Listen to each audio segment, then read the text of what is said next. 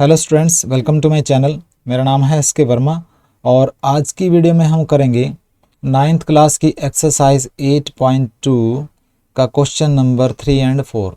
Exercise 8.2 का question number 3 and 4। देखिए question number 3 में क्या दे रखा है।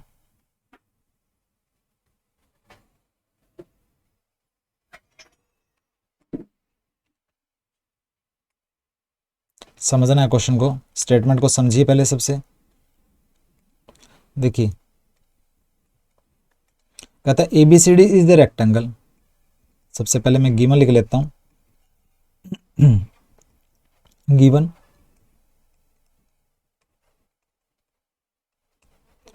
ABCD एक रेक्टेंगल है, यानी कि मुझे रेक्टेंगल बनाना पड़ेगा।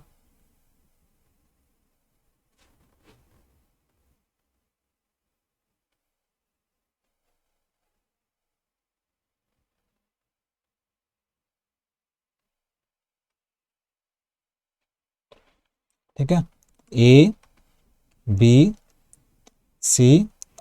ये रेक्टेंगल बना दिया। और रेक्टेंगल में क्या होता है, अपोजिट साइड इक्वल होती है, यानी कि AB equal to CD and AD equal to BC। ये लिख लिया मैंने सबसे पहले। PQRS are the mid points side के। ये जो P जो है मिड पॉइंट है AB का, Q मिड पॉइंट है BC का, R मिड पॉइंट है CD का और S मिड पॉइंट है AD साइड का। तो ये PQRS ये क्या है, मिड पॉइंट्स हैं चारों साइड्स के।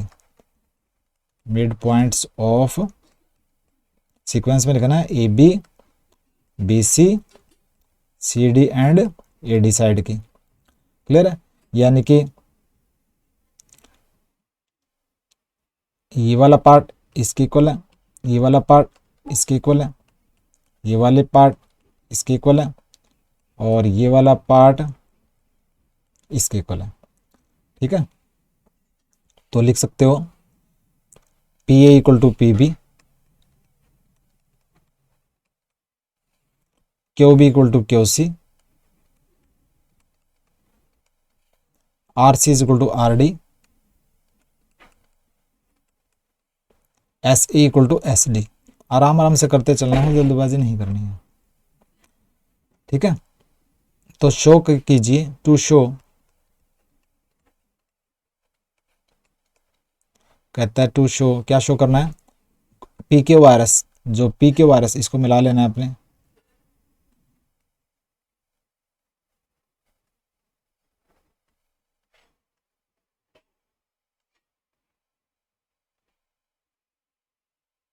ये PQRS जो क्वाड्रिलेटरल है वो क्या है, रोम्बस है। ठीक है, मतलब रोम्बस की प्रॉपर्टी क्या होती है, चारों साइड बराबर होती है। PQ यानी कि PQ equal to QR equal to RS equal to SP। चारों साइड बराबर प्रूव करनी है। ठीक है, और अपोजिट साइड जो है पैरेलल प्रूव करनी है। PQ parallel to SR, SP parallel to RQ। Rhombus prove करना है इस क्वाड्रिलेटरल को, यानी कि चारों साइड इक्वल और ये साइड इसके पैरेलल, ये साइड इसके पैरेलल। ठीक है, अगर ये प्रूव कर दिया तो रोम्बस प्रूव हो जाएगा। ये हमें करना है। तो देखिए सॉल्यूशन धीरे धीरे करते चलिए, होता जाएगा। जल्दबाजी करेंगे तो नहीं होएगा। ठीक है, देखिए A और C को आपने ज्वाइन कर देना है। ये डायगोनल बन गया, ABCD रेक्टेंगल का डायगोनल बन गया AC। तो देखिए इस ट्रायंगल के अंदर आपने क्या लगा देना है, मिड पॉइंट थ्योरम लगानी है। इन ट्रायंगल ACD, ध्यान से देखो, ACD इस ट्रायंगल में मिड पॉइंट थ्योरम लगानी है। ठीक है, तो क्या आ जाएगा, SR parallel to AC and SR क्या होगा, हाफ AC इक्वल होगा। क्यों, मिड पॉइंट थ्योरम के अकॉर्डिंग।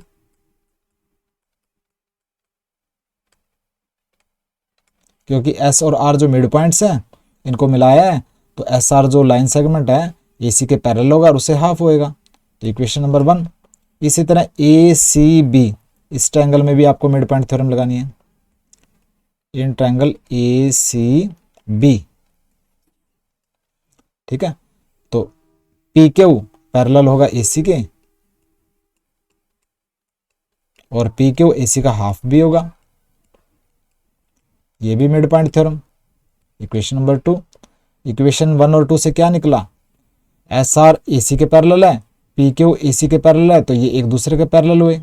ये इसके हाफ के इक्वल है, ये भी इसके हाफ के इक्वल है, तो इसका मतलब ये दोनों एक दूसरे के इक्वल हुए। तो from equation 1 and 2, from equation 1 and 2 क्या रिजल्ट निकला कि ए सी देखो, एस आर ए सी के पैरेलल, पी क्यू ए सी के पैरेलल, यानी कि एस आर पैरेलल है पी क्यू के, और एस आर इक्वल है पी क्यू के, क्योंकि एस आर भी हाफ ए सी के इक्वल है, पी क्यू भी हाफ ए सी के इक्वल है, तो दोनों आपस में इक्वल हुए, यानी कि ये दोनों साइड इक्वल भी है, पैरेलल भी है। तो अगर किसी भी क्वाड्रिलेटरल में दो opposite side equal and parallel होती है, तो बाकी की बची दो अपोजिट साइड भी इक्वल एंड पैरेलल होगी, यानी कि ये पैरेललोग्राम बन गया। ठीक है, तो क्या लिखोगे, if one pair of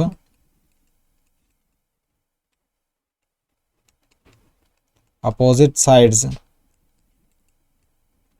is equal and parallel,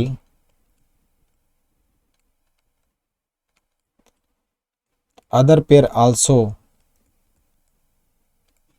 will be same। दूसरा पेयर जो है अपोजिट साइड का वो भी सेम होगा, इसका मतलब वो भी पैरेलल होगा, यानी कि पी क्यू आर एस वो क्या हो गया, पैरेललोग्राम बन गया। ठीक है, और पैरेललोग्राम में अपोजिट साइड पैरेलल होती है, तो यानी कि P Q parallel to S R, S P parallel to R Q.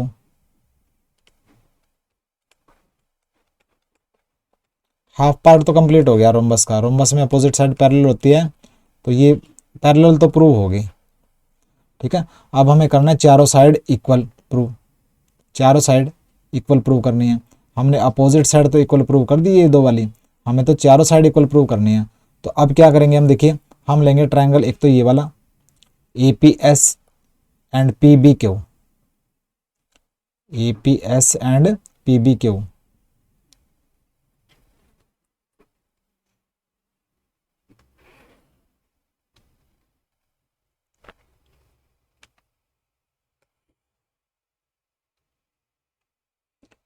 देखो अब लो इन triangle A P S and triangle P B Q, ध्यान से देखा ना पिक्चर में, इन दोनों ट्रायंगल में देखो A P equal to P B, क्यों, ये पी मिड पॉइंट है, तो ये हाफ पार्ट्स है ए बी के। ठीक है, A P equal to P B, और S A equal to Q B, क्यों, ये पार्ट इसके इक्वल था, रेक्टेंगल के अपोजिट साइड इक्वल होती हैं, तो ये पार्ट पूरा इसके इक्वल था, और ये दोनों मिड पॉइंट थे, तो ये हाफ पार्ट है, ये भी हाफ पार्ट इक्वल होएगा, तो half parts of equal opposite sides लिखोगे। ठीक है, और ये वाला एंगल ए एंगल बी के इक्वल है, क्योंकि दोनों 90 डिग्री है, रेक्टेंगल में हर एक एंगल 90 डिग्री होता है, इसलिए दोनों 90 डिग्री। तो कौन सा रूल लगेगा, साइड एंगल साइड, तो according to side angle side congruence rule, triangle A P S congruent to triangle P B Q. ठीक है, और ये कॉन्ग्रेंट प्रूव होगी तो इसकी ये इस ट्रायंगल की ये वाली साइड इस ट्रायंगल की इस वाली साइड के इक्वल हो जाएगी, S P equal to P Q, क्यों, सी पी सी टी लग जाएगा, corresponding parts of congruent triangle. ये बन गई इक्वेशन नंबर 1। इक्वेशन नंबर 3 लिखेंगे, 1 और 2 लिख चुके हैं, इक्वेशन नंबर 3। ठीक है, तो एस पी और पी क्यू इक्वल होगी, S P and P Q equal होगी। ठीक है, लेकिन क्योंकि हमने तो ये पैरेललोग्राम प्रूव कर दिया था, और पैरेललोग्राम की अपोजिट साइड इक्वल होती हैं। ठीक है, तो बट पी क्यू तो इक्वल है एस आर के, और एस पी इक्वल है आर क्यू के, क्यों, क्योंकि ये अपोजिट साइड्स हैं, पैरेललोग्राम की, हमने पैरेललोग्राम अभी भी तो प्रूव किया है। इक्वेशन नंबर 4, तो देखिए ये इसके इक्वल है, ये इसके इक्वल है और ये आपस में इक्वल है, ठीक है। तो पी क्यू जो है, पी क्यू एस आर के इक्वल है, एस पी आर क्यू के इक्वल है, और एस पी और पी क्यू आपस में, ये दोनों आपस में इक्वल है, तो चारों साइड इक्वल होगी। इक्वेशन नंबर 3 एंड 4 से ध्यान से करना है। फ्रॉम इक्वेशन 3 एंड 4 देखिए P Q equal to S R और पी क्यू एस आर के इक्वल है और एस पी आर क्यू के इक्वल है, और पी क्यू और एस पी, ये पी क्यू और एस पी आपस में इक्वल है, तो क्या हो गया, तो P Q equal to S R equal to S P equal to R Q. ध्यान से समझना है, P Q equal to S R, S P equal to R Q, और एस पी और पी क्यू, ये पी क्यू और S P आपस में इक्वल है, तो देखिए P Q equal to S P या तो डायरेक्ट लिख दो, and S R R Q ये लिख दो, ऐसे लिख दो, कंफ्यूजन में नहीं आना है, ठीक है। आपने लिखा S P equal to P Q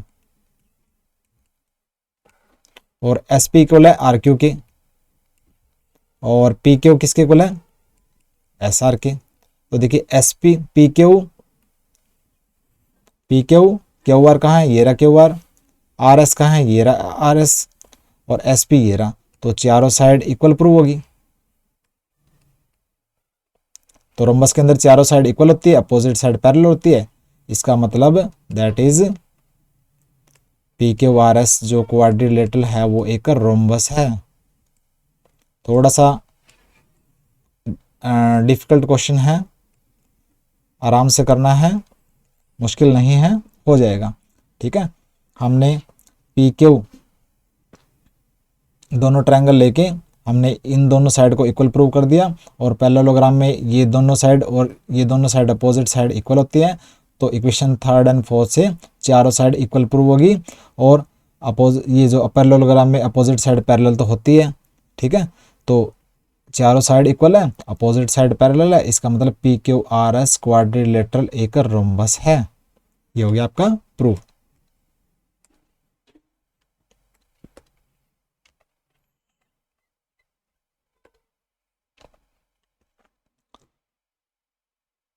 उसके बाद आएगा आपका फोर्थ क्वेश्चन, एक्सरसाइज 8.2 का fourth question.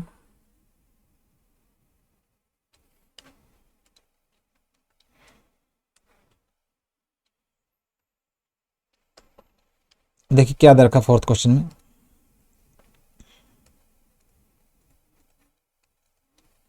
A B C D is a trapezium, A B C D ये ट्रेपेजियम दे रखा है, गिवन लिख लेता हूं मैं।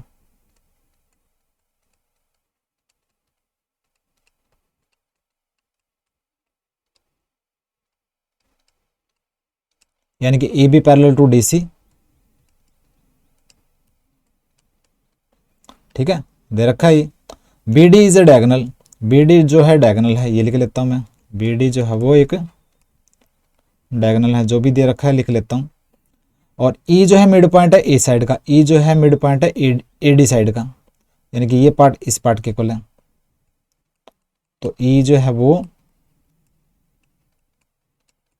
मिड पॉइंट है ए डी का, यानी कि ई ए इक्वल टू ई डी,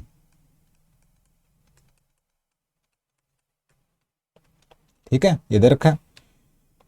कहता है ए लाइन इज ड्रॉन, ई से एक लाइन ड्रॉ की है ए बी के पैरेलल, जो कि बी सी साइड को एफ पर काटती है। ई से एक लाइन ड्रॉ की है, ये लाइन ए बी के पैरेलल, जो कि बी सी साइड को एफ पर काटती है, यानी कि ई एफ जो किसके पैरेलल है, ए बी के, ठीक है, और एफ पर काटती है बी सी साइड को। तो शो कीजिए कि एफ जो है मिड पॉइंट है बी सी का, हमें शो करना है जो एफ है ये बी सी का मिड पॉइंट है, यानी कि F B equal to C F, ठीक है, ये हमें प्रूव करना है। तो क्या शो करना है, टू शो या टू प्रूव एफ जो है मिड पॉइंट है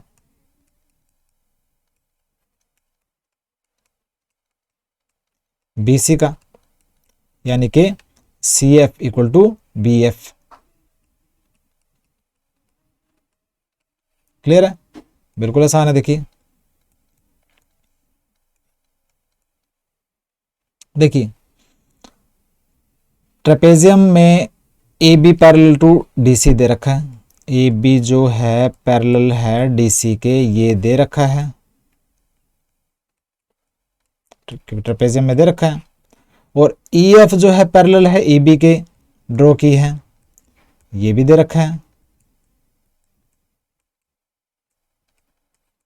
ठीक है, ये दोनों लाइन आपस में पैरेलल है, ये दोनों लाइन आपस में पैरेलल है, इसका मतलब तीनों ही आपस में पैरेलल है। तो from equation 1 and 2 A B parallel हुआ सी डी के और ए बी ई एफ के भी पैरेलल है, तो तीनों ही लाइन एक दूसरे के पैरेलल हुई। ये लाइन इसके पैरेलल है, ये लाइन इसके पैरेलल है, तो तीनों ही लाइन एक दूसरे के पैरेलल हुई। ठीक है, तो ये तीनों लाइनें देखिए इस ए डी ट्रांसवर्सल लाइन को दो बराबर के पार्ट में डिवाइड कर रही है। तो ये तीनों पैरेलल लाइन इस बी सी साइड को भी दो बराबर के पार्ट्स में डिवाइड करेगी। रूल होता है अगर तीन पैरेलल लाइन, एक तो ये पैरेलल लाइन, एक ये पैरेलल लाइन और एक ये पैरेलल लाइन, ठीक है, ये तीन पैरेलल लाइन, कोई भी तीन पैरेलल लाइन अगर एक ट्रांसवर्सल लाइन को दो बराबर के पार्ट में डिवाइड करती है तो वही तीन पैरेलल लाइंस दूसरी ट्रांसवर्सल लाइन को भी बराबर के पार्ट में डिवाइड करेगी। ठीक है, ये कंसेप्ट है, ये रूल है। तो क्या लिखोगे, if three parallel lines cut a transversal line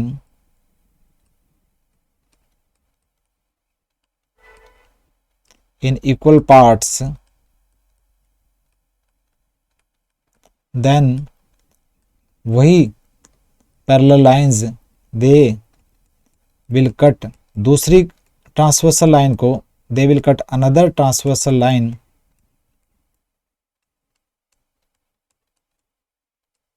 also in equal parts.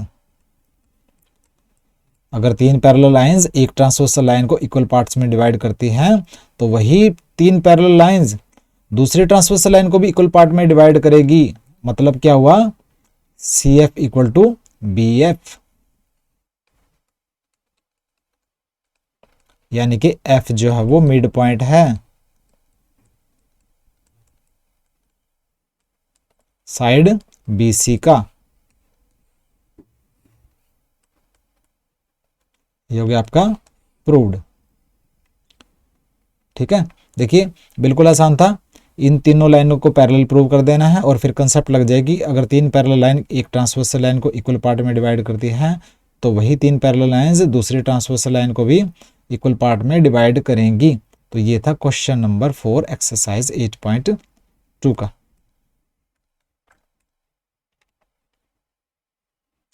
तो आज की वीडियो में हमने एक्सरसाइज 8.2 का क्वेश्चन नंबर 3 एंड 4 किया।